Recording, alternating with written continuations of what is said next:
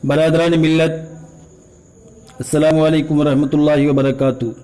मेरी मिल्लत के नौजवानों, मैं आज आपके सामने ये बताने के लिए जा रहा हूँ कि मरने के बाद कब्र में क्या होता है और उससे कैसे कैसे सवालात होते हैं। तो इससे पहले कि हम अपनी वीडियो शुरू करें, अपना बयान शुरू करें, मेरी गुजारिश है कि हमारे चैनल को आप ज़रूर सब्सक्राइब करें और बेल के बटन पर क्लिक कर लें और लाइक करें और अपने दोस्तों अहबाब में ज़रूर शेयर करें। तो चलिए अब हम शुरू करते हैं कि जब इंसान को कब्र के अंदर दफन कर दिया जाता है, उसका दफन हो जाता है, तो उस वक्त मुनकर नकीर दो फरिश्ते हैं जो ज़मीन चीरते हुए आते हैं। उनकी शक्ल बहुत डरावनी होती है, ऐसे डरावनी शक्ल कि उसको अगर दुनिया में इंसान देख ले तो देखते ही जान उसकी निकल जाए। उनका बदन काला, आंखें नीली और काली, बहुत बड़ी बड़ी जिनसे आग की तरह लपट निकलती है। उनके डरावने बाल सर से पांव तक, उनके दांत बहुत बड़े बड़े हैं जिनसे जमीन चीरते हुए आते हैं।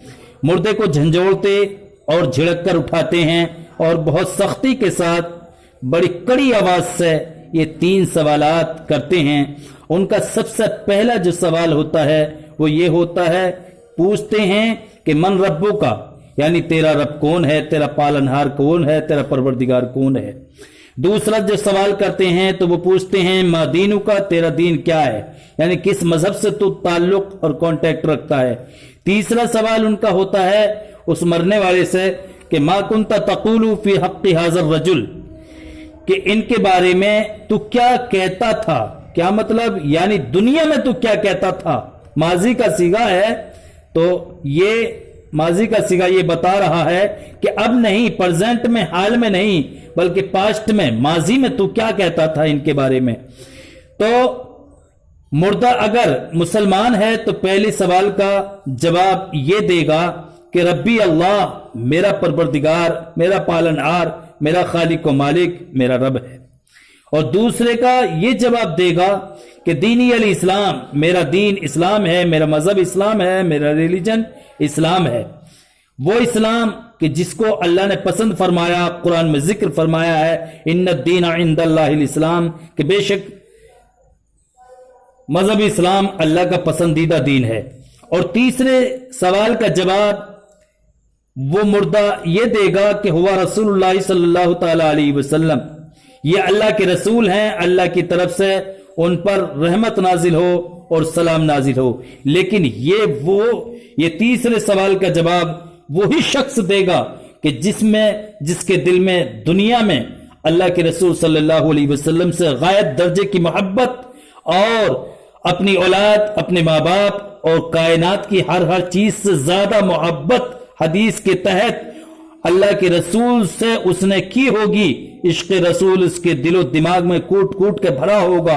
वही ये जवाब देगा कि हुआ रसूलुल्लाह सल्लल्लाहु तआला अलैहि वसल्लम।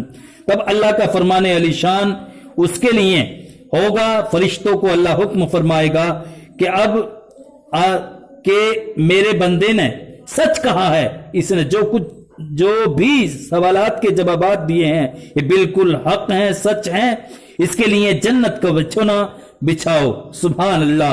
अल्लाह के रसूल सल्लल्लाहु अलैहि वसल्लम से मोहब्बत का नतीजा ये हुआ कि जन्नत का बिछोना मिल रहा है। इसलिए तो इमाम इश्क मोहब्बत फरमाते हैं कि आज ले उनकी पनाह, आज मदद मांग उनसे, फिर न मानेंगे क़यामत में अगर मान गया। और कैसे आकाओं का बंदा हूं रजा, बोल बाले मेरी सरकारों की। और जन्नत का कपड़ा पहनाओ और जन्नत का दरवाजा खोल दो।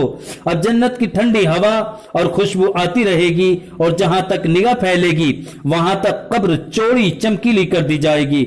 और फरिश्ते कहेंगे सो, जैसे दूल्हा सोता है। ये नेक परहेजगार मुसलमानों के लिए होगा, गुनाहगारों को उनके गुनाह के लायक अजाब भी होगा। एक जमाने तक پھر بزرگوں کی شفاعت سے یا ایصال ثواب یا دعائے مغفرت سے یا محض اللہ کی مہربانی سے یہ عذاب اٹھ جائے گا اور پھر چین ہی چین ہوگا. اور اگر مردہ کافر ہے تو سوال کا جواب نہ دے سکے گا اور کہے گا ہاں لا ادری، افسوس مجھے تو کچھ معلوم نہیں. اب ایک پکارنے والا آسمان سے پکارے گا، یہ جھوٹا ہے، کاذب ہے، اس کے لیے آگ کا بچھونا بچھاؤ، اللہ اکبر، اور آگ کا کپڑا پہناؤ اور جہنم کا ایک دروازہ کھول دو. اللہ اپنی پناہ میں رکھے. جہنم کا دروازہ، اس کی گرمی اور لپٹ پہنچے گی اور عذاب دینے کے لیے 2 فرشتے مقرر ہوں گے جو بڑے بڑے ہتھوڑے سے مارتے رہیں گے اور سانپ بچھو بھی کاٹتے رہیں گے اور قیامت تک طرح طرح کے عذاب ہوتے رہیں گے. تو میری ملت کے نوجوانوں، لاسٹ میں آپ سے گزارش کروں گا، ریکویسٹ کروں گا کہ یاد رکھیے، سب سے پہلے ایمان اور عقیدہ درست کریے اور اس کے بعد اللہ کے رسول صلی اللہ علیہ وسلم اپنے اور ہمارے آقا سے غایت درجے کی محبت رکھیے. ایسی محبت کہ یا رسول اللہ، تمہارے اٹھوں تو تمہارا نام لیتے ہوئے، سوؤں تو تمہارا نام لیتے ہوئے، اور جاگوں تو تمہارا نام لیتے ہوئے. یعنی اللہ کے رسول صلی اللہ علیہ وسلم سے اپنی اولاد، اپنے والدین، کائنات کی ہر چیز سے زیادہ سرکار سے محبت کرو تو یقیناً اس کا نتیجہ یہ ملے گا کہ جنت کے اندر آپ کو جنت کا بچھونا، جنت کے باغات، جنت کے فرور، یعنی جنت کی تمام عیش و عشرت کی تمام چیزیں آپ کو میسر ہوں گی. تو میری ملت کے نوجوانوں، اللہ کے رسول صلی اللہ علیہ وسلم کے عشق میں رہ کر آپ نمازوں کی پابندی کریے اور یاد رکھیے وہ نماز منہ پہ مار دی جائے گی جو مصطفیٰ کے عشق سے خالی ہوگی. نماز چھوڑنے کی چیز نہیں ہے. اللہ کے رسول فرماتے ہیں کہ من ترک الصلاۃ متعمدا فقد کفر، کہ جس نے جان بوجھ کے ایک وقت کی نماز بھی قضا کر لی، گویا کہ وہ ایسا ہے جیسے دائرہ اسلام سے خارج ہو گیا.